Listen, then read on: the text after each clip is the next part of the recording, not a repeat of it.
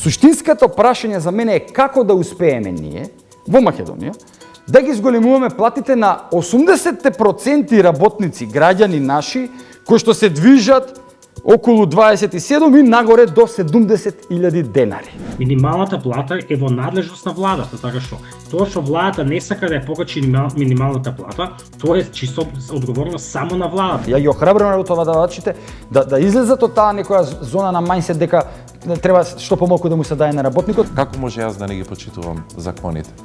Зарем некој ќе помисли дека министерот за култура, кој што доаѓа од фелата, кој што доаѓа од драмски театар, кој што одлично ги познава состојбите, ќе оди против своите колеги? Љутков ќе го надмине и најлошиот министер за култура што сме го имале, оцени вашиот колега Тони Михајловски. Многу добро знаат моите колеги дека совршено добро ја познавам состојбата каква е внатре. Особено мали земји, како што е нашата, се изложени на ризик да пропаднат во отворите, во пукнатините кои се случуваат во тој геополитички земјотрес кој го кажав, доколку останат сами.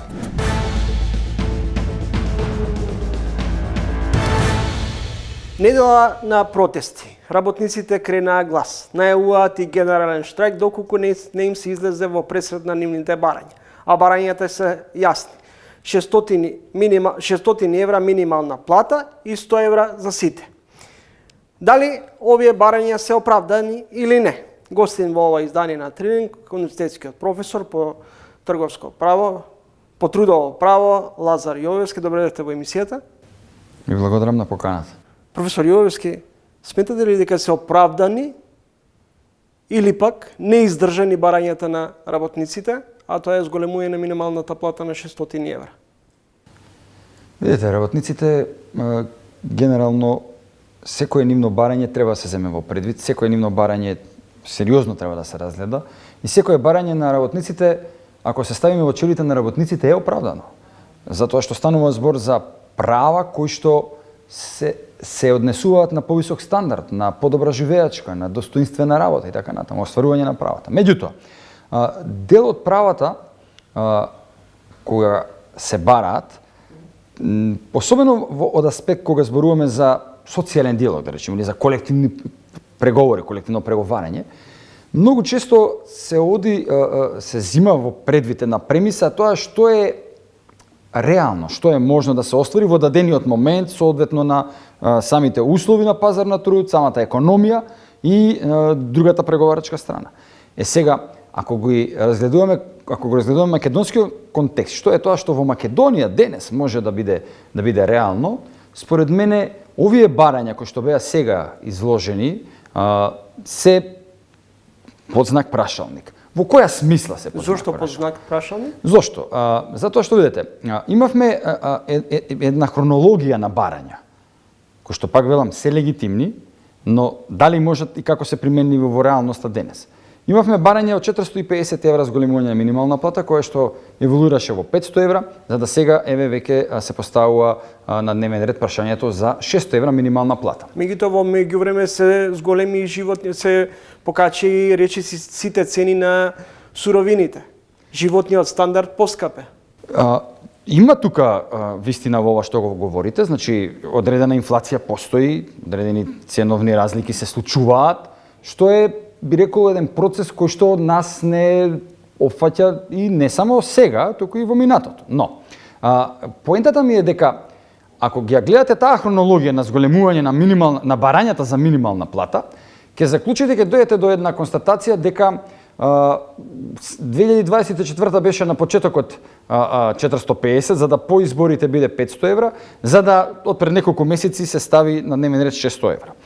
Дали за толку многу се зголеми живеачката, статистиката треба да покаже, да ги даде податоците информациите. Меѓутоа, оваа минимална плата, односно зголемувањето на минималната плата, има една, би рекол, една запирка, која што е многу важна и која што треба да ја разбере македонскиот работник, но и генерално македонскиот граѓанин.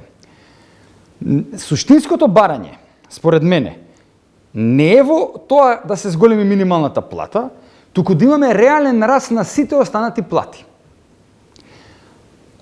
И токму, а ќе го образложам ова зашто е Добро. така, ако гледате сега повторно хронолошки, во последниот период, односно во последните неколку месеци наназад, барањето за зголемување на минимална плата се дополни од страна на еден од синдикатите и со раст на сите останати плати.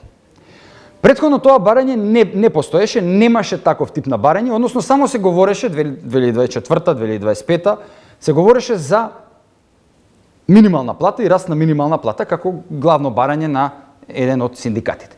Господин Јовес, Поверете. гувернерот на Народна банка, господин Трајко Славевски, вели дека се не издржани барањата на синдикатот. Од друга страна, професорот Дејан Трајковски пишува: покачувањето на платите во приватниот сектор е прераспределба на профитот и учеството на работниците и неговото создавање. Дали преку ваква една мерка, доколку се постигне евентуален договор, е точна констатацијата дека тоа ќе придонесе и за зголемување на инфлацијата? Овдека треба да бидеме внимателни. Знаете зошто? Прво, на гувернерот Славевски немам се уште видено, колку што чув, таа е непосредно сега дадена изјава, баш ќе ја прочитам, а секако и на професорот, на колегата. Меѓутоа, видете, во овој дел па статистиката е неумолива. Секој пат кога владата на Македонија, не зборам само за оваа влада, за сите влади до сега, особено нели за претходниот период, ги зголемуваше со административна мерка платите. 2018 и 2022-2023, особено во последниот период. Имаме вртоглаво зголемување на инфлацијата. Вртоглаво зголемување. И токму овој период кој што до сега следи е токму стабилизирање на таа инфлација од тогаш, од 22-23 која што влезе на голема врата во Македонија, за жал. Конечно инфлацијата е, да речем, стабилизирана, тоа што јас го читам како статистика и како параметри, а верувам и вие ги имате тие бројки. И сега ако ја земете инфлацијата од околу 4% која што се прогнозира за 2025 година, и ако го земете растот на платите, просечниот раст на плати во 2025 година, тој изнесува веќе е пресметна 9,5%. 9,5%, минус 4% инфлација, имаме просечен, повторувам, просечен раст на плати во Македонија, некаде околу 5-5,5%. Парадоксално е од една страна да се фалиме дека сме на европскиот пат, а од друга ги намалуваме правата на работниците под европскиот минимум. Ова е ваша изјава во 2023 година за порталот Локално. Како доплата што ќе биде прифатлива за сите? Тоа е изјава во даден контекст, Горест. Значи, тоа не е генерално за сите права. Значи, станува збор за одредено право кое што, да речеме, било на дневен ред или на тема во моето интервју, кое што сум го коментирал дека се намалува. Минималната плата не се намалува, се зголемува. Основнијата дилема или основното прашање е методологијата како да се зголемува. Дали минималната плата право професионално се зголемува и со стандардот на живот? Сакав да го дообјаснам токму тој дел за да дојдеме до клучно ова прашање дали е тоа соодветно. Зголемувањето на минималната плата да или не. Цаката, народски да се изразам, запирката кај минималната плата е што во Македонија минимална плата земаат според последните информации од пред неколку недели помеѓу околу 22.000 луѓе земаат минимална плата во Македонија. Околу 22.000 луѓе. Тоа ви е помалку од 4% од вкупниот број вработени во државата. Од таму, ако анализираме сега научно, недвосмислен е заклучокот дека сепак статистички тоа не е голема група на граѓани. Каде е, би рекол, проблемот или вистинското прашање? Или вистинската тема, според мене? Вистинската тема е не растот на минималната плата, туку растот на останатите плати, кои што опфаќаат 80% од платите во Македонија, а се движат од 26.700 до 70.000 денари. Значи, околу од 27.000 денари до 70.000 денари земаат 80% од вработените во Македонија. И околу 10% остануваат оние 10 и нешто кои што земаат над 70.000 денари нето зборувам во Македонија. Суштинското прашање за мене е како да успееме ние во Македонија да ги зголемуваме платите на 80% работници, граѓани наши, кои што се движат околу 27 и нагоре до 70.000 денари. Господин Јовевски, ниту бизнес заедницата не е расположена да им излезе во пресрет на работниците. Дали може би постои можност, како модел во кој сите би биле задоволни, државата да излезе во пресрет од типот да ги субвенционира придонесите? За ова, за да се реализира, државата треба да обезбеди финансиски средства, треба да обезбеди финансии. Тоа што, например, не се докажува... Сметате дека во државата, во буџетот на државата не може да се издвојат пари во однос на ваквиот модел? Видете, не стана збор дали ја сметам. Тоа треба да одговори Министерство за финансии. Дали, тука веќе не е во прашање ни владата како колегија, него конкретен орган кој што треба да каже согласно буџетските расходи, приходи, така натаму, буџетската година направена, буџетската рамка, може или не може да се обезбеди. Меѓутоа, тоа што се испушта да се каже, да се нагласи во јавноста, е зголемување, да речеме, давање субвенции. Што значи субвенции? Се кажува само да се земе персонален данок, да платат, да речеме, работодавачите, да бидат од друго ослободени. Што значи тоа ослободени? Тоа значи дека државата Македонија ќе мора да ги плати зголемувањата на платите во однос на социјалните придонеси, пензиското, здравственото, инвалидското осигурување, бидејќи не може работниците да им се зголеми платата, за тој дел да не им се вкалкулира во делот на здравственото осигурување, нормално во пензискиот стаж, висината за утре, основицата да не биде пониска, кога ќе дојде денот за пензијата. Дали државата може тоа да го направи сега? Од оние информации кои што јас ги имам, е под голем знак прашање. Затоа што финансиски државата е истоштена од годините претходни. Од тоа каде што не се работело како што треба, каде што се направеле одредени финансиски дебуози на различни начини во различни институции по различни основи, и сега доаѓаме до ситуација да финансиски треба да, ако би можело, хипотетички зборуваме, да се финансира оваков тип на субвенција, да, можеби ќе може ако се земе нов заем, ново задолжување. Но дали не мислите дека 25 евра зголемување на платите наспроти за работниците, наспроти 250 евра за функционерите?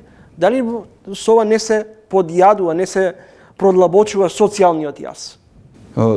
Видете, овдека навистина има една, би рекол, дискрепанца, меѓутоа тоа е еден моментум сега колку ќе имаат доблести самите јавни функционери да се одважат како и минатата година, да кажем и оваа година, да го замрзнат растот на платите. Дали тоа ќе се случи, останува да видиме, не знаеме. Меѓутоа, сметате ли дека добра мерка би било замрзнување на платите на функционерите? Платите на функционерите? Бидејќи 2025 година беше стабилизациона година во која што се враќавме на некој колосек. 2026 продолжува тој контекст и треба да се отворат прашања за законодавна реформа и така натаму. Сметам дека е мудро, ја не можам да им кажам како они се и да наметнувам, но сметам дека е мудро да се види, да се размисли дали оваа година исто така да бидеме на линија на платите, да се стават во едно мирување во однос на јавните функционери. Но треба да знаете дека платите во Македонија од 2026 секако ќе растат по различни други основи, односно пред се преку минималната плата, која што се критикува дека малку ќе растела 25 евра или колку и да е. Ќе расте помеѓу 1600 и 1900 денари, 1000 можеби и 800. Сега нека излезе со официјалната бројка, па ќе видиме колку ќе биде таа плата. Тој тип на растење на минимална плата ќе имплицира раст во голем број на под сектори во јавниот сектор на платите. Знаете кој е парадоксот? Што од една страна компаниите се жалат дека имаат проблем со недостиг на работна сила. Да, тоа е точно. Од друга страна, велат не можеме да го одврземе кесето поише од вообичаеното. Тоа е делумно точно. И тоа е делумно точно. Аспектот на минималната плата во Македонија ќе има вистинско значење ако како пред повеќе години во делот на минимална плата влегува околу 120.000 вработени, а сега се сведени на 20 и нешто илјади вработени, и овие вработени 20 и кусур. 18.000 можат да се зголемат минималната плата не утре, денес. Уште денес, додека јас и вие разговараме, може да дадат налог за јануарската плата да им биде зголемена соодветно на нивните потреби. Но дали тоа можат е едно прашање. Ако можат, зошто не го прават? Јас познавам, јас сум правник од мојата област, адвокати кои што работат одлично, а се осигурани, така да кажам народски, на минималец, на минимална плата. Кој што денес може да си ја качат својата плата, своите приходи на многу повисоко. Зошто не сакаат да уплаќаат придонеси? Зошто размислуваат луѓето со таа матрица дека јас ли сега ќе ја полнам државата и фондот за пензиско инвалидско осигурување? Јас ли ќе ги ранам сега другите? Професор Јовевски, на крајот, во услови кога на пазарот на труд има недостиг на работна сила, дали профитот е резултат само на доброто менаџирање или на тоа што работникот придонесува за развојот на фирмата, на компанијата? Од се по нешто. Ако нема работник, тешко дека ќе газдата ќе обезбеди. Точно, токму така. Ако нема работник, и сега гледате, веќе се поставува прашањето и за добар работник. Јас одам малку чекор понатаму. И не е секој работник, нели, но да, кај нас веќе се поставува прашањето и за работник, генерално за работник. Ако нема работник, точно кој ќе работи? Некој ќе каже треба да нели се увезуваат работници од странство. Сега тоа е сосема друга тема, друго прашање. Ние имаме закон за работа на странци, тука има цела правна процедура како и доколку може која таа квота и така натаму. И таа е само 1% од вкупниот број на население кој што ние во Македонија може да увезуваме странци. Значи, од друга страна, добриот менаџмент, да, може да продуцира раст на компанијата, но добриот менаџмент подразбира и вложување и работење со луѓето, со човечките капацитети, за да може компанијата да има раст. Сите не милионери, ја ве го велам милиардери во светот, и тоа како сватиле дека треба во луѓето да се вложува и со луѓето да се работи. Ја ги охрабрувам работодавачите да излезат од таа некоја зона на мајндсет дека треба што помалку да му се даде на работникот или да му се даде толку онолку колку што мора да се даде за да не замине. Нека се даде малку и од повеќе, за да може работникот да биде охрабрен, да биде мотивиран и он повеќе да вложи. Благодарам за издвоеното време. И благодарам за можноста да разговараме на оваа важна тема. Професор доктор Лазар Јовевски, професор по трудово право на Правниот факултет.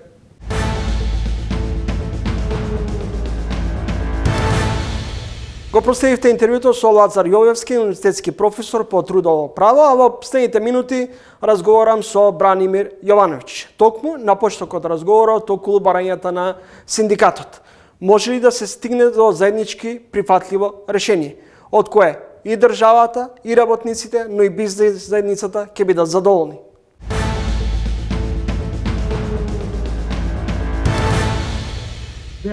Минималната плата е прашање кое што не се утврдува од страна на работодавачите. Минималната плата во Македонија е прашање кое што се утврдува од страна на државата.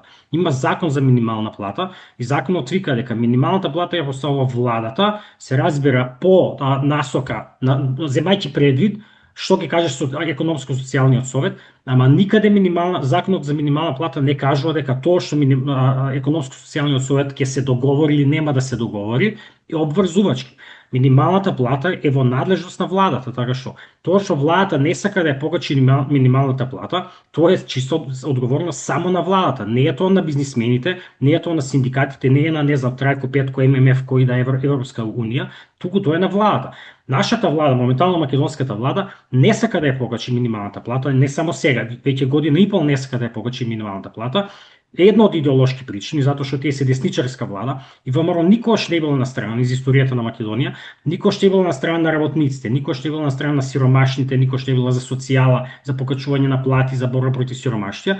Тие секогаш били на страна на бизнисмените. Мината година речиси само, односно едва 65% реализација на капитални инвестиции, податок на портал ЛАП. На кои се причините за оваквиот слаба реализација на капиталните инвестиции и натаму релативно висока стапка на инфлација, а годината започнавме со ново задолжување од 1 милиарда преку 10-та еврообврзница. Капиталните инвестиции се рак рана во Македонија, постојано се тие реализацијата таму е ниска и причината е едноставна. Секоја влада во Македонија на капиталните инвестиции не гледала како на средство за развој на државата, туку гледало како на маркетинг средство. Значи само да се фала. Ќе го направат новиот буџет, или на крај на година ќе се испофалат, ќе направиме автопат, ќе направиме пруга, ќе направиме не знам што, болница, ово она, постојано се фалат. Дури истите приказни, истите проекти ги повторуваат. Или Чебрини галиште 50 пати више го слушаме изминативе не знам колку години, 20 и нешто тендери имаше. Истите проекти ги рециклираат постојано, ги повторуваат, за да се фалат дека тие се градители, ќе направат не знам што, и после на крајот на годината ништото не се реализира, затоа што владата нема капацитет, немаат капацитет да ги решават тие, да ги извршуваат проектите, затоа што не им е важно. Не дека не можат, ако сака да ги направат, и Чебрини галишти, не знам, автопатите, пругата, можат тоа да го направат, меѓутоа не сака да го направат затоа што немаат некоја директна корист од тоа, затоа што можноста да спечелат од тоа е релативно ограничена. Така што тоа е главната причина зошто капиталните инвестиции не се реализираат и тука е потребен голем ресет околу задолжувањето. Значи, ова задолжување од 1 милиарда евра сега што го направија, за мене не е ништо невообичаено, сосема нормално, затоа што оваа влада има еден голем проблем. Таа сака да троши, има големи апетити, сака да качува пензии, сака да гради не знам што, проекти во мали општини, не знам што све. Од друга страна, не сака да ги изголеми приходите, односно не сака да оданочи големите фирми, не сака да воведе прогресивен данок, дури оној солидарен данок што воведе претходната влада, тие го поништија, така што апсолутно не сака да ги изголемат приходите. И во таква ситуација, кога не сакате да зголемувате приходи, а сакате да трошите повеќе и повеќе, мора да се задолжувате. Нема трето, мора да расте долго. Ја знаете онаа народната, пушти си ги нозете колку што ти е чергата. Македонската влада моментално постојано си ги пушта нозете многу подолго отколку што е чергата и цената за тоа е ова задолжување. Така што нема никаква дилема дека тоа задолжување само ќе се зголемува. Не е точно дека се оваа милиарда е земена само за да се враќаат стари долгови, затоа што евроврзницата која што треба да се врати оваа година, она од 2020 за време на короната, е 700 милиони евра, тие се задолжи 1 милиарда. Значи 700 ќе се вратат старата евроврзница, ама 300 се ново задолжување. Така што и она што е многу важно дека каматната стапка на оваа нова евроврзница е повисока од старата. Така што апсолутно состојбата тука не е добра и само ќе се влошува. Гледате, макроекономски ние ако видиме, ние имаме 6 години поред од 2021 до сега, прва, втора, трета, четврта, пета, па и 26-та ќе биде исто така, кога фискалниот дефицит ни е над 4% од БДП. Постојано ни е над 4%. Според законот што го имаме, новиот закон за буџети, имаме фискално правило кое што вика дека дефицитот мора да биде под 3%. Ние немаме никаква владата, нема никаква намера да го намали дефицитот да го стави дефицитот под 3%. Така што нема дилема дека во таква ситуација долгот ќе продолжи да расте. И она што е најстрашно за мене, а што многу малку се збори всушност во јавноста е дека во оваа година, 2026 година, според буџетот што го донесо пред месец дена, е предвидено да се потрошат 350 милиони евра за камати на долгот. Значи не зборуваме за враќање на гладници, евроврзница, туку зборуваме само за камати. Камати на тие тој долг што го имаме, не знам, 60% од БНП, оваа година ќе даваме 350 милиони евра. Тоа е повеќе пари отколку што даваме за борба со сиромаштијата. Повеќе пари него што даваме за сите социјални помоши заедно.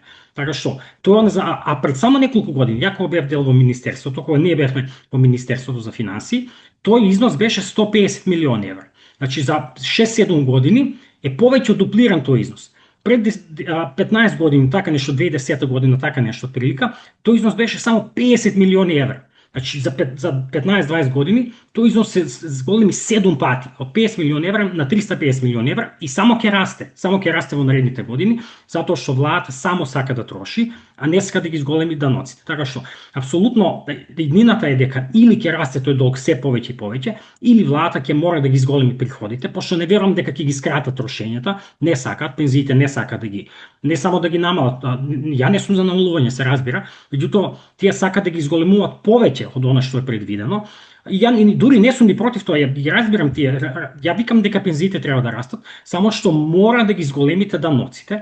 Она што мислам дека ќе се случи дека владата, можеби не оваа година, ама веќе наредната, ќе мора да ги зголеми даноците, со тоа што ќе ги зголеми оние даноци што најмногу ги погаѓаат сиромашните, а тоа е ДДВ, веројатно ќе го зголемат ДДВ-то, од 18 на 20%. И ова проекција што ја кажувам, прогноза што ја се дава веќе некое време и веројатно ќе го зголемат придонесот за пензиско осигурување и треба да видиме какви ќе бидат реакциите на јавноста на такво нешто. Ќе потстам само дека бугарската влада сега пред месец дена падна токму поради нешто такво слично.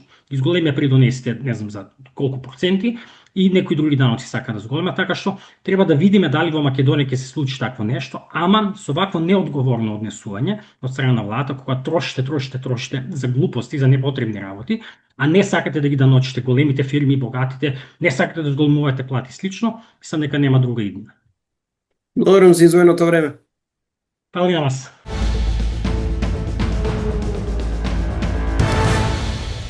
Значи, ние не можеме сега на Facebook постови да реагираме. Некој си седнува и си пишува на секој 2-3 дена некаков пост. Како може јас да не ги почитувам законите? Зарем некој ќе помисли дека министерот за култура, кој што доаѓа од Фелат, кој што доаѓа од Драмски театар, кој што одлично ги познава состојбите, ќе оди против своите колеги? И тоа го зборувам постојано на моите колеги. Затоа што тоа што се случува сега во СКРМ, тоа не е фер, бидејќи тоа не е точно, тоа се шпекулации. Гледам има едно расположение во Македонија кое се создава со информациите дека во Европската унија ќе се менува правилото на одлучување, дека не треба консензус за во надворешната политика и дека со квалификувано мнозинство ќе се носат тие одлуки. Тоа во нашиот случај нас ништо не ни менува, бидејќи ние немаме вето од Бугарија.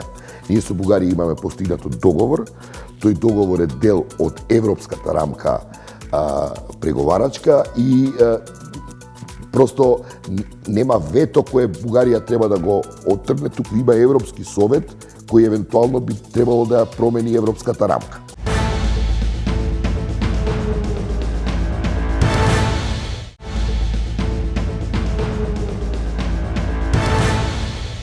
Вечерашниот соговорник најавеше драматични промени во културата во 2024 пред да стапи на функцијата. Но денес, ако ги прашате дел од неговите соработници, ќе речат дека културната сцена никогаш не била во полоша состојба. Гостин во ова издание на Трилинг со министерот за култура и туризам Зоран Љутков. Господин Љутков, освен како актер, што се прославивте, станавте медиумска звезда со 800 тужби поднесени против вас. Вака, прво морам да ве коригирам во делот на најавата, кој ќе кажете дека културата никогаш не била полоша. Тоа не е мој впечаток, тоа е на ваши колеги. Љутков ќе го надмине и најлошиот министер за култура што сме го имале, оцени вашиот колега Тони Михајловски. Не ви е понекогаш непријатно кога се почесто стигаат критики од ваши колеги? Многу добро знаат моите колеги дека совршено добро ја познавам состојбата каква е внатре. Многу добро знаат.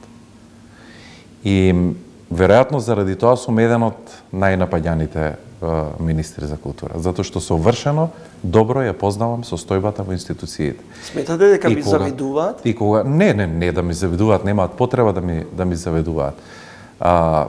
И кога почнувате да правите реформи, кога почнувате да ги подобрувате работите, тогаш веројатно се појавува и проблемот кај неработниците.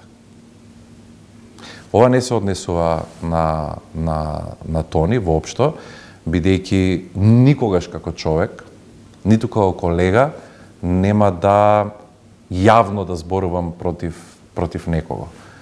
Најмалку пак сега како министер, а иначе во меѓувреме јас и Тони се слушнавме, разговаравме на многу теми и се објаснивме како стојат ситуациите во културата. Еве да појаснам, од Синдикатот на културата ве обвинуваат за системско непочитување на колективните договори, намалување на платите на културните работници за 3%, до целосно игнорирање на законските обврски од страна на Министерството за култура. И па точно тоа.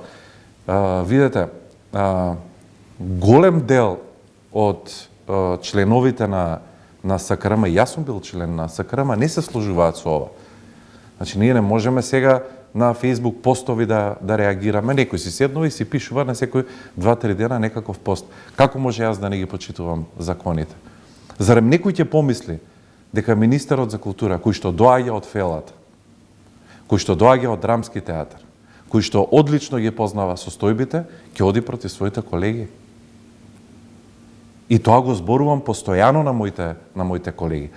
Затоа што тоа што се случува сега во СКРМ, тоа не е фер, бидејќи тоа не е точно, тоа се шпекулации. И бидејќи многу често ги повикувам на состаноци, доаѓале и никогаш не сакале да разговараат на оваа тема, да ги подобриме условите. Никогаш, морам да објаснам, во ниту еден момент, како министер за култура и како човек и како актер, не сум застанал против колективниот договор за култура. Напротив, мислам дека е еден од најдобрите колективни договори во Македонија. Ако велите дека никогаш не одите против вашите колеги, и синдикатот на културата се придружи на протестите на ССМ. Зошто во својство или во улога како актер не се појавивте на вчерашниот, односно на протестот на вашите колеги? Јас не знам зашто протестира, не ни видов кој бил, но не ни знам зашто протестирале од СКРМ. За повисоки плати? Ниски се платите? Не разбирам зашто протестира. Сметате дека се добро платени? Имаме одлични плати во култура. Навистина мислам дека се одлични платите во култура. Треба да бидат уште подобри. Треба да го отвориме колективниот договор. Треба да ги поправиме работите внатре. Поминале веќе 3 години од кога колективниот договор е истечен. Треба да препотпишеме нов колективен договор. Треба да разговараме за подобрување на условите, но од другата страна нема одговор на таа тема. 800 тужби. Добро. Дали имате во предвид дека половина од тие да бидат во корист на синдикатот? Знаете какви финансиски импликации тоа ќе има врз буџетот? А зошто мислите дека половина од тие ќе бидат или нема да бидат? Еве ви кажав, досега има некаде околу 15 на 16 основниот суд што има донесено пресуди. Но тие се дадени на апелација, направени се без вештачење и се донесени адхок. Еве сега апелација го тврди спротивното. Да оставиме да заврши процесот. Да не преудицираме. Јас не преудицирам ништо. Сум ја направил правилната пресметка во консултација со сите релевантни институции. Сме донеле како треба да изгледа пресметката на плата. На никого не му е намалена платата. И никогаш, пак ќе повторам, не сум направил нешто спротивно на колективниот договор што го имаме во култура. Овој проблем се влече од 23-та година, кој што е од општиот колективен договор. Добро. Па сега некој манипулира или вие или синдикатот. Па сега ќе оставиме судот ќе каже. Еве јас кажувам кој е мојот став. Никогаш, буквално никогаш, не сакам некој да помисли дека Зоран Љутков, сегашниот министер за култура и туризам, актер, ќе застане против своите колеги. Напротив, го најдовме решението. И никогаш повеќе нема да има проблем со платата. Но синдикатот тоа што го прави е сосема нешто поинако. Инаку и тие лично, кај мене во кабинет, имаат признато дека во 23-та година е направена сериозна грешка со пресметувањето на платите. Но бидејќи тогаш не се намалиле платите, не реагирале. А сега знаат дека ова е правилното, но бидејќи се намалиле, тужат. Така да оставиме судот. Се сомневате во политичка позадина? Апсолутно. Апсолутно. Кој тоа му работи зад грб на Љутков? Не знам, јас, како да ви кажам, не навлегувам, тоа е синдикат. Си плаќаат колегите чланарини, синдикатот ги застапува. Не се мешам јас, еве гледате, и не реагирам на нивните постови. Голем дел од колегите не се согласуваат за тоа. Еве гледате, и синдикатот во во операта не се согласува со ставот синдикатот да поддржи еднострано некого. Мора да се гледаат секогаш двете работи. Мора да постои диалог. Јас сум отворен за диалог. И јас сум првиот кој што ги повикал синдикатите да дојдат кај мене на состанок. И неколку пати сме имале состаноци. И многу добро сме се разбрале. И кога се случи ова со платите, повторно ги викнав. Јас бев тој кој што ги викна на неколку состаноци. Но очигледно дека не можеме да најдеме диалог. Затоа сега оставам, доколку имаат потреба, да дојдат да разговараат на одредени теми. Мојот кабинет е секогаш отворен. Обојстката од оркестарот на МОП, Татјана Петрушевска, е суспендирана од работа од генералниот директор. Дали критичката нитка на секого му пречи? Како вие го доживеавте? Ја оценувате оваа одлука на првиот човек на Македонија? Не знам дали го прочитавте ставот на оркестарот. Го прочитав. Значи треба се видат двете страни. Нашата работа е колективна работа, не е само индивидуална. Вие сте важен како индивидуалец во колективот, но на крај производот или резултатот го носиме сите заедно. Дали одлуката на директорот е исправна? Не знам каква одлука донел директорот, јас знам суспендира од работа. Не е суспендирана од работа. Еве гледате уште една дезинформација, не е суспендирана од работа. Дисциплинска постапка има отворена ли? дисциплинска постапка И кое што се уште не е завршена дисциплинската постапка, според тие информации што ги имам јас, иначе е суспендирана од проектот. Суспендирана од проектот за да може да заврши во и е намалена платата за 50%. Сега тоа ќе видиме што ќе одлучи дисциплинската комисија. Во истиот момент, каква ќе биде одлуката, тогаш јас ќе донесам одлука да испратам инспекција во институцијата. Преку македонската филмска индустрија и дострелите на младите режисери Котевска, Унковски, Цветановски предизвикуваат интерес во светот, но помалку е чудно. Треба да направиме голем успех надвор од границите на државата, за државата да се сети за какви квалитети имаме. Например, во оваа студија беше и Котевска, и режисерот, и продуцентот на емисијата на филмот, кои беа многу категорични. Почнавме без ич пари. Не можам да зборувам. Тој филм е добиен на конкурс 22 или 21 година, не знам. Но има една друга разлика. Дека агенцијата за филм сега веднаш го поддржа проектот, иако не бил поддржан од мислам дека 20 пак ќе кажам 21 или 22, не знам кога е сниман точно, но е поддржан новиот филм на Тамара Котевска од кога дојдовме ние и кога стана новиот директор на агенцијата за филм. Но кога се виде успехот, кога го доби првиот успех Силјан, веднаш агенцијата за филм застана позади него за да му обезбеди подобра промоција. Така да голема е разликата. Во Куманово веќе трета година се реновира театарот. За разлика од убавото издание на Велешкиот театар, до кога ќе се спојат драмскиот и театарот за комедија? Да се спојат или да се градат? Едната варијанта беше да се градат, другата е да Не, за спојување немало, никогаш не дошло збор за спојување на двете институции. Да ви кажам дека во 24 година затекнав тотална девастација во капиталните инвестиции. Значи, ниеден проект не беше продолжен да се работи. Или оние кои што се работеа со минимални средства. Струмичкиот театар беше раскинат договорот, потпишавме нов договор, повеќе годишна јавна набавка, веќе се работи, треба да биде готов за година и пол. Кумановскиот театар, секоја година се потпишувале договори по 3 до 4, по 50, по 100.000 евра. Кога ќе го завршите? направивме нова јавна набавка, која што ќе биде клучна рака. Така да во наредниот период и тие треба да го завршат. Сите капитални инвестиции се направени на ова ниво, клучна рака до завршувањето. Така да мислам дека има огромен напредок. Зошто не знаеме да ги негуваме и да ги одржуваме институциите? Еве, Кино Милениум.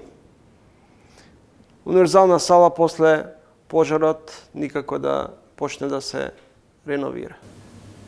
И да не набројувам. Не знам, Кино Милениум е градска установа, таа е под градот Скопје, не е под Министерство за култура. Не сте се заинтересирали како министер? Да, сум се интересирал за сите, но јас имам 72 национални установи, имам и 150 објекти во кои што, еве, како што ги спомнавме, големиот дел се веќе во очајна состојба и мора да се интервенира на нив, а градот Скопје си гледа на своите градски установи. Следите тренинг гостин во емисијата Зоран Љутков, министер за култура и за туризам. Го прочитавте последниот ревизорски извештај како министер за туризам? Да. Не ве помалку плаши? Во кој дел? Па во делот дека има урбанистичко дивење. Аха. Услугите Конкретно за туризмот, да. сакате да кажете, добро, да. Урбанистичко дивење, услугите, дивоградбите, заеднички именител, хаос.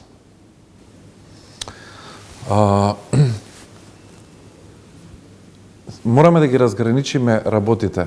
Што е централна власт, што е локална самоуправа.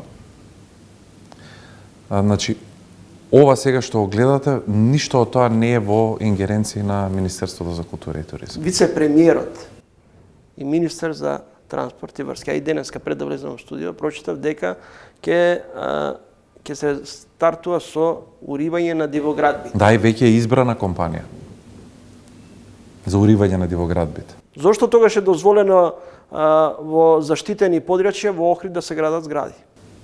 Видете, кај нас цврсто имаме закони за заштита. Управата за заштита на културно наследство, кога ќе увиди дека има бесправно се гради некаков објект или се нарушува неговата статика или се нарушува неговиот изглед таму каде што е заштитено, веднаш постапува. Што се однесува до нашето министерство, се е завршено. Ќе се уриваат градби кои што се со заштитено, кои што се во делот на заштитено подрачје. Например во Охрид, Таму каде што има дивоградба. меѓутоа знаете ли дека во градот на УНЕСКО има изградено хотели, згради на заштитено подрачје? Ќе се уриваат тие? Не знам на кое заштитено подрачје се изграден. Не знам кој хотел е изграден на заштитено подрачје. Постојано пролонгирање на промените што треба да го заштити Охрид како град на УНЕСКО. Дали свесно ја подгреваме и она нитка на профитерство.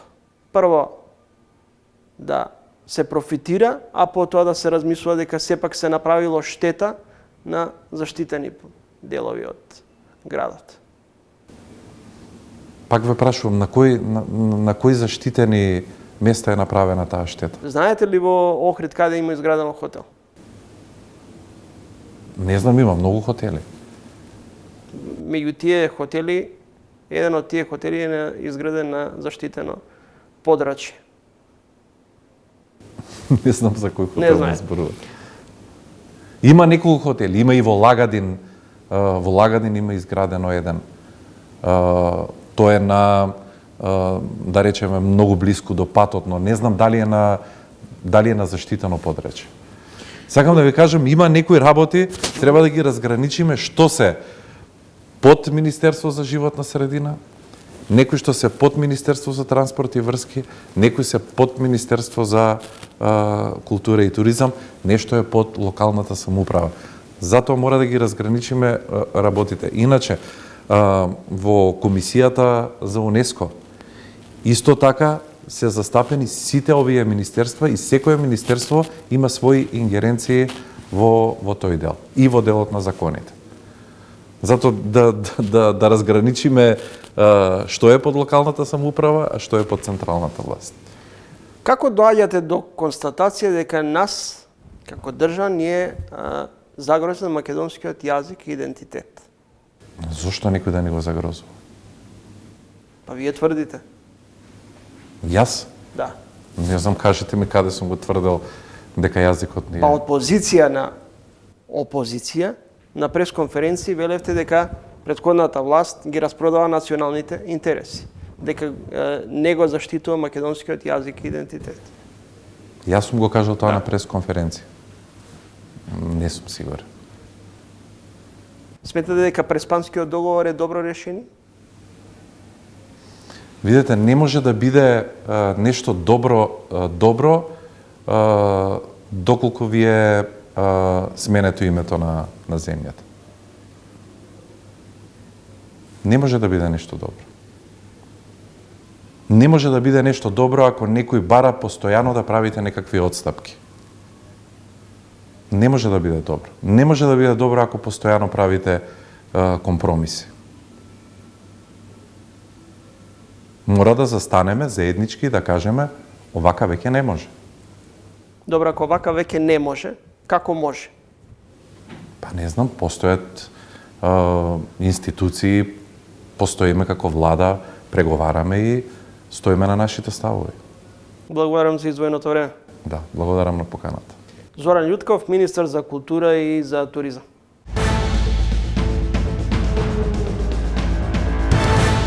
Не велам дека Европската унија е смрт или живот.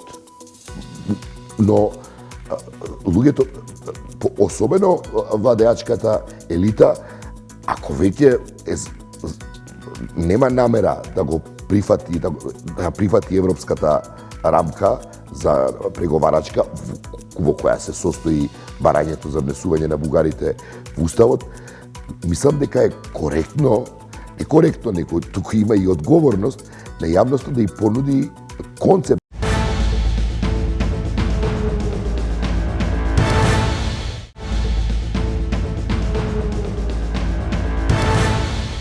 Расте поддршката за Европската унија, се намалува евроскептицизмот, но и натаму отпор за внес на бугарите во уставот.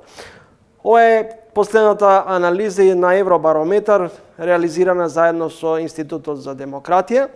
Гостин во ова издание на Трилинг, Боријан Јовановски, долгогодишен новинар, проследуваш на состојбите на релација Македонија и Европска унија. Јовановски, на што се должи овој пораст на поддршката за членство во Европската унија, но и натаму отпор кон бугарите? Па, мислам дека се должи на разум. Разумот, не знам како тоа, малку во приказките, во бајките, и разумот секогаш победува на крајот. Тој никогаш не... Он има кризи, паѓа, бива надвладуван од лагата, од неразумноста, но на крајот разумот сепак победува, како пак ги кажам, како во приказните. Особено во овој период, сега во овој, ако може така да го наречам, геополитички земјотрес, кој се случува од сериозни размери, со многу рихтерови степени, во кој просто и луѓето кои не следат редовно геополитика и чувствуваат дека не можеш да бидеш изолиран, не можеш да останеш на страна. Погледнете го случајот, например, со Велика Британија. Велика Британија веќе над 60% поддршката да се врати Велика Британија во Европската унија. Велика Британија беше жртва на еден референдум, на бројни дезинформацијски кампањи и така натаму, кој потоа едноставно налагате и се куси нозете.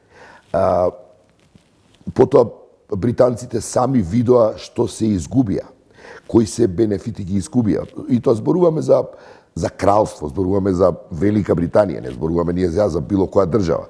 И сега кога една Велика Британија, како кажам, станува свесна дека сепак Европската Унија е подобро решение отколку да бидеш настрана.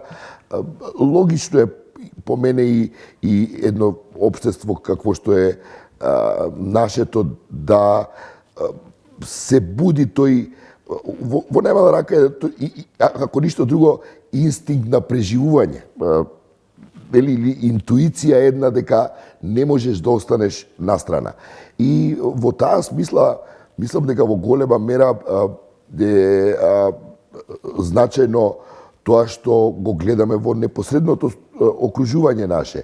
Црна Гора и Албанија започнаа преговори и веќе може да се види како во тие две земји се случуваат работи кои ние исто така како граѓанство ги посакуваме. Во услови кога сите не претркуваат, а ние стоиме во една статуско состојба, зошто и натаму имаме резерви во однос на она клучно прашање и веројатно единствена пречка да ги реализираме уставните проблеми. Зошто таков анимозитет кон бугарите?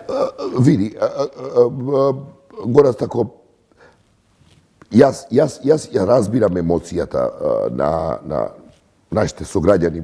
Ја споделувам јас. Мислам, сите сме ние разочарани од моментот што после Преспанскиот договор, кога очекувавме дека, нели, со подпишување на Преспанскиот договор, дека влегуваме во НАТО и започнуваме преговори за членство и се случи тие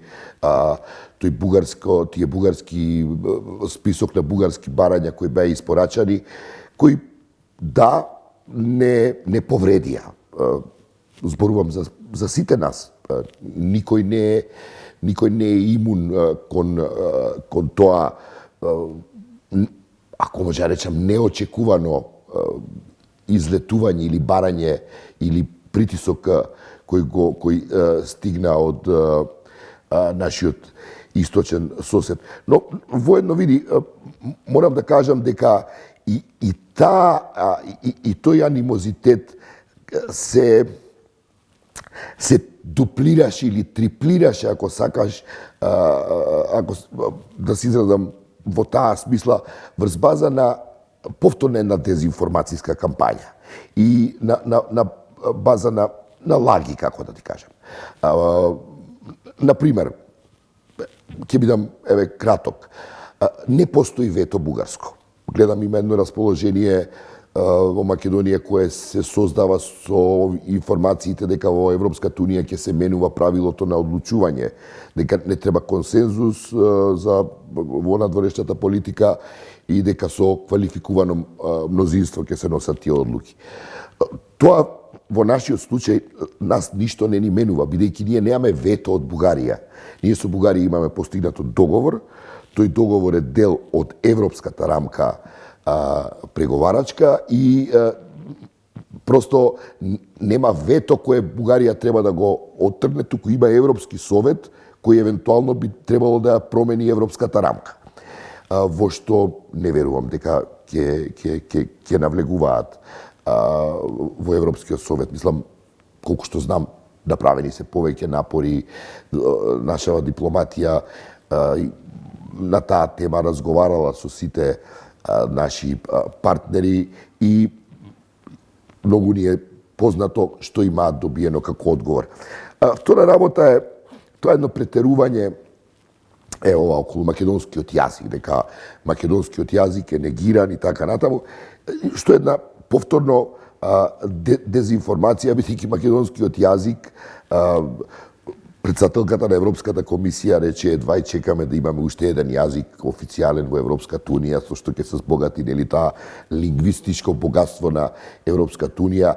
Беше подпишан договорот за Фронтекс, соработката на македонски јазик, експлицитно на македонски јазик, при што тој договор е подпишан и од бугарскиот министер за внатрешни работи на Советот на министри за внатрешни работи како таков. Така што останува она дека само во Бугарија ќе се користи тоа македонскиот јазик согласно Уставот на Република Македонија, кој патем е нешто што е договорено во 1999 година со првиот договор. Уште во времето на Љупчо Георгиевски на... Да, во владата Љупчо Георгиевски, во кој учествуваше и Антонио Милошевски, кој сега е нешто најзагрижениот за македонскиот јазик. Како гледаш на овие нови иницијативи, идеи на клучните земји членки во Европската унија, Европа во две брзини, колку ова преструктурирање, имајќи го во предвид и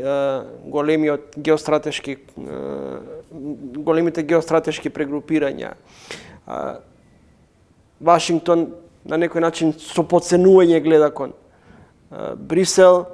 Брисел пак вели нема да бидеме целосни се додека не го интегрираме и Балканот. Колку овие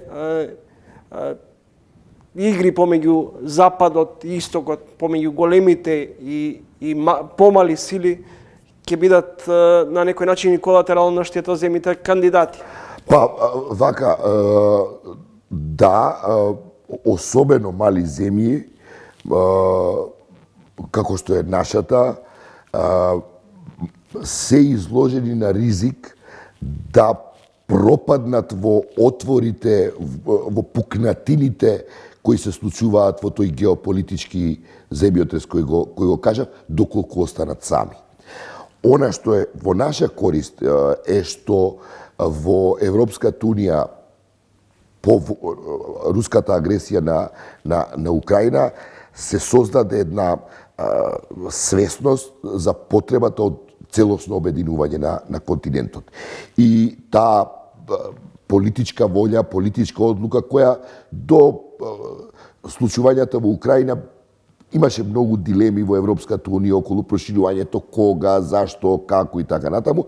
Тоа е решено и, впрочем, многу јасна илустрација е динамиката со која течат преговорите и интеграцијскиот процес на Албанија, Црна Гора, Молдова и Украина. Мислам, може да забележиш Црна Гора со која брзина ги затвара кластерите, што ја илустрира вака пар екселанс волјата политичка на Европската унија да го интегрира целиот Балкан и практично да го заокружи тој процес на интеграција, целиот континент да биде обединет. Како ти ги доживуваш овие критики кон Европа дека е на некој начин сервилна кон Трамп и односот на Белата куќа со подценување гледајќи кон европските челници? Мислам дека последните случувања во врска со Гренланд и тој еден непристоен однос, благо речено,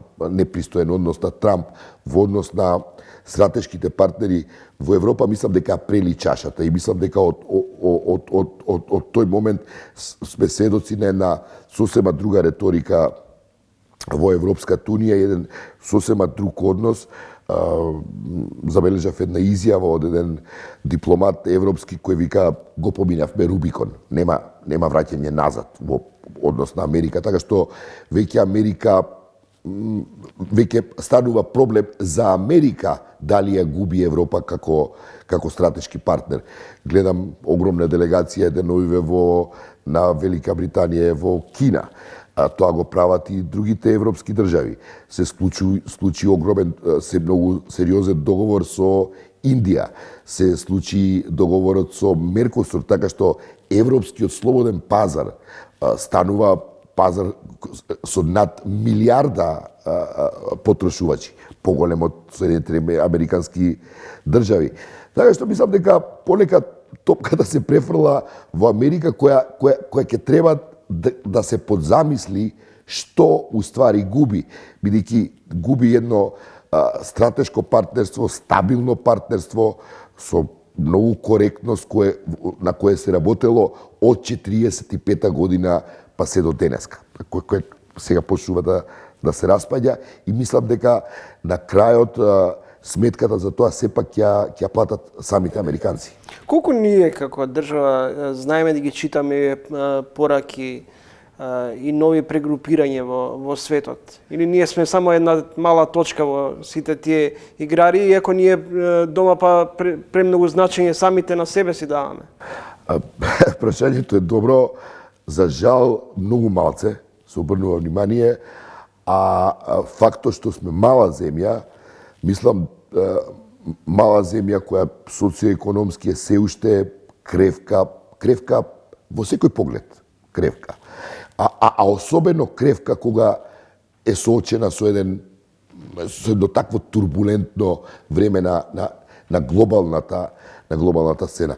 И мене ме изненадува што ние во Македонија немаме многу пожива, подинамична, поинтензивна полемика околу тоа што правиме. Јас сум поборник за наша интеграција во Европска унија. Но не велам дека сум фанатик и би сакал, например, да полемизираме, кога ако владата вика добро сега ова ние не можеме бидејќи тоа тој бугарски диктат и така натаму, што се фрази кои мене ми се доста чудни. Убаво е ако некој смета дека ова не можеме ние да го поднесеме. Убаво е некој да излезе со идеја да каже што правиме. Да разговараме. Јас не велам дека Европската унија е смрт или живот.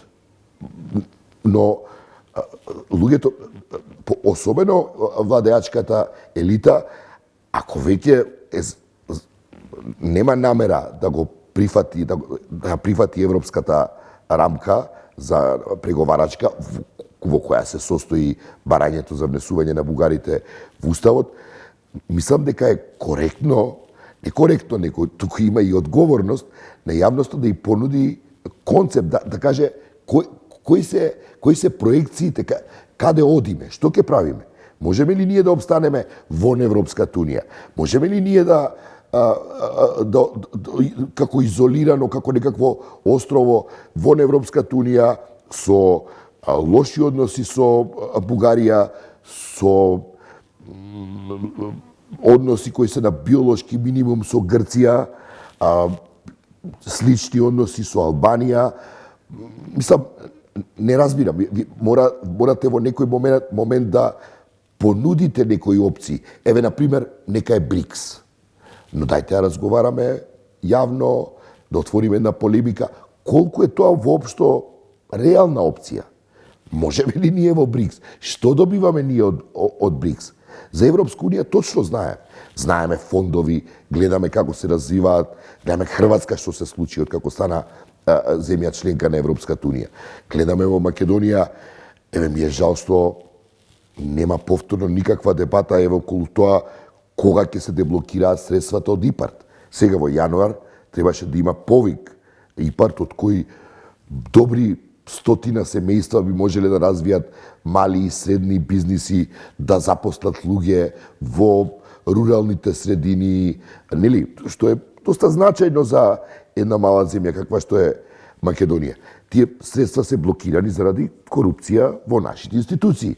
И сега ние воопште не ни разговараме кога тоа ќе се одблокира, што се прави на тој план. Просто немам информација, а тоа се гратис пари кои можат да бидат на располагање на нашите граѓани. Одржливи сме ли вака како држава на подолг рок? Надвор од мене ако ме прашаш, јас се сомневам дека тоа е можно. Мислам дека на тоа прашање јас можам да одговорам од овој геополитички аспект. Во низ историјата, ако погледнете во сите тие турбулентни периоди во историјата, најчесто страдале и исчезнувале малите народи. Погледнете, јас бев во Љубљана, например, просто се изненадив вака како јавна личност, на едно 3-4 места ме застанаа млади студенти македонци кои ме познаа случајно, на улица. И баш имав можност да поразговарам со нив. Огромна бројка на млади луѓе се во Словенија. Тоа се луѓе кои во нашата држава вложила средства за основно образование, за здравство, за средно образование. И потоа се губат. Ја не верувам дека било кој од нив ќе се врати назад.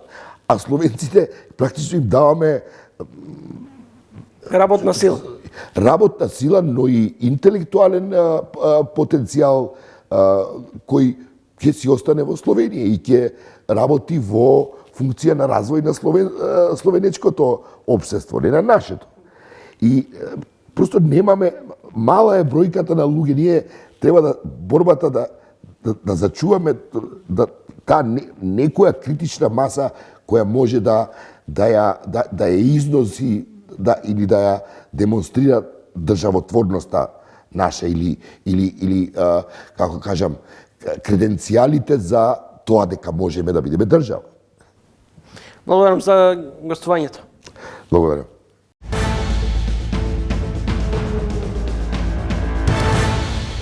Гледавте Трилинг, довидување до идниот петок во исто време. Во меѓувреме, читајте на trilling.mk.